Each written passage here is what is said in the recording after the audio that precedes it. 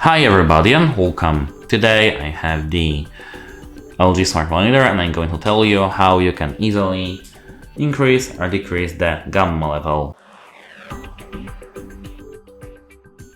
So at first enter settings like I am now. To know how to enter the settings like I am now, check our channel because we have a video for it. Once you are in the settings, go to the right to the advanced settings here, not here. Not here, here, advanced settings, and now brightness.